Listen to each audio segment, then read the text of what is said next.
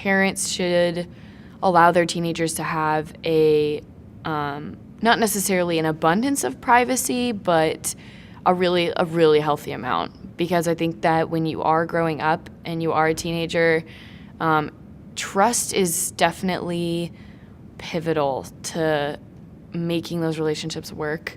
Privacy is earned, in that if I don't feel like there's any red flags or any reason for me to invade your privacy or your space, if there's a certain level of trust that's happening, then I'll give you all sorts of privacy.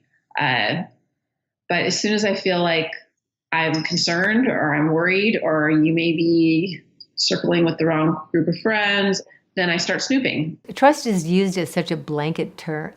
Do you trust them or not? And the fact of the matter is we trust them a lot, and sometimes we don't. And usually that's based on information that we have that we shouldn't trust them.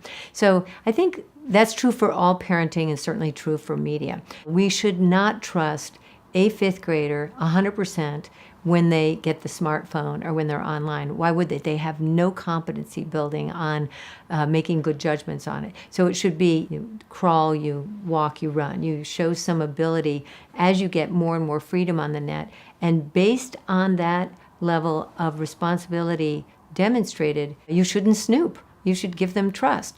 And based on an infraction, then you pull it back a little. I had this one week in my practice where I had 3 sixth graders get in. They had attention deficit. They were risk takers. They're wild boys.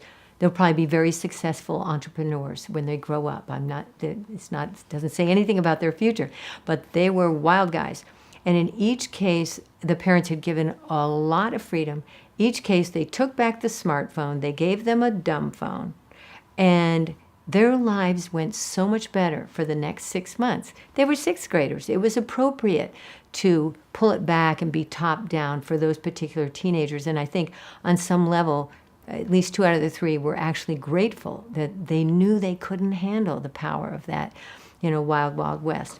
Now, I wouldn't do that with a high schooler. I would want to make an agreement on it. But snooping should be I don't even like to call it that. I call it monitoring. To monitor and have spot checks and look at their Instagram, look at their social media, have their passwords is very appropriate, and it should be a very open agreement with a 5th and 6th grader.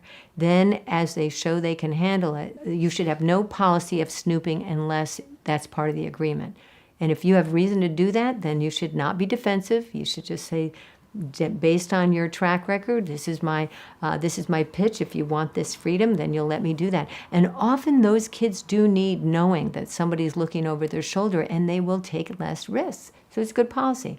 And then at some point, they get a little bit more room to move, and until they have another infraction, you should give them that trust and let them enjoy that, making mistakes and so forth. Now, parents will often say to me, but listen, one false move, they make a threat of somebody online and they're expelled. I understand that, or the fear of cyberbullying with certain people. So it's never risk-free. These children can lack in judgment, can be impetuous, and they can make one false move and get in big trouble with sexting and so forth, which is so understandable with one moment of a lapse of judgment, and it can change things. On the other hand, they do need to practice having more freedom. So it's just going to be this cost-benefit risk analysis that every parent makes about what feels right to me right now with this 6th grader, 7th grader, 12th grader, and so forth.